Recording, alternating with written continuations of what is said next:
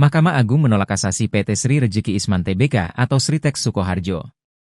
Kasasi tersebut diajukan oleh grup Raja Tekstil Asia Tenggara tersebut, yakni PT Sinat Panjta-Jaya, PT Bitrates Industries, dan PT Primayuda Mandiri Jaya, ditolak oleh Mahkamah Agung.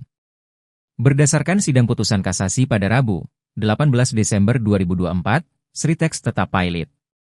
Berdasarkan informasi di laman resmi MA, putusan kasasi tersebut dibacakan kedua Majelis Hakim Agung Hamdi dan dua anggota Hakim Agung Nani Indrawati dan Lukas Prakoso.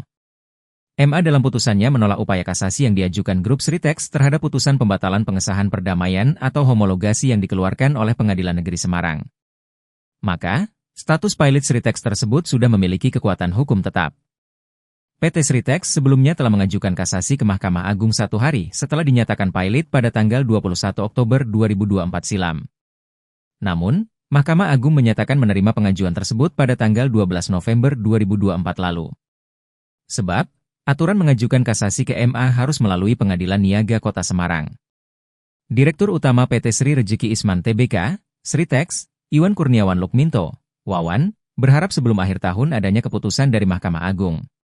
Selama masa pengajuan kasasi, manajemen Sritex menyatakan operasional perusahaan masih berjalan normal dan belum ada rencana melakukan PHK karyawan. Namun kini Sritex dinyatakan pilot, maka aset perusahaan akan dijual untuk membayar kewajiban. Pilot adalah kondisi di mana debitur tidak sanggup membayar atau melunasi utang-utangnya kepada kreditur dan sudah melewati jatuh tempo.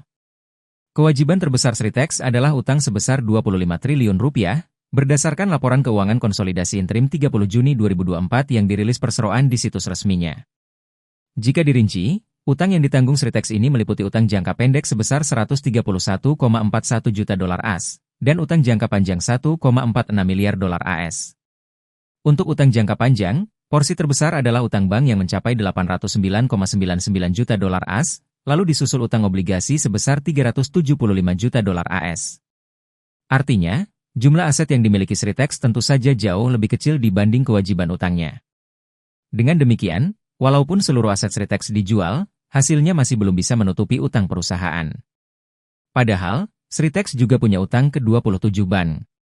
Kepala Eksekutif Pengawas Perbankan Otoritas Jasa Keuangan Dian Ediana Rae mengatakan, sampai dengan September 2024, Sritex tercatat memiliki outstanding kredit sebesar Rp14,64 triliun. Nilai pinjaman itu terdiri dari pinjaman ke 27 bank sebesar Rp14,42 triliun dan pinjaman ke 3 perusahaan pembiayaan sebesar Rp220 miliar. Nasib Sritex pun bisa delisting dari Bursa Efek Indonesia, usai keputusan kasasi MA ini. Download Tribun X sekarang, menghadirkan lokal menjadi Indonesia.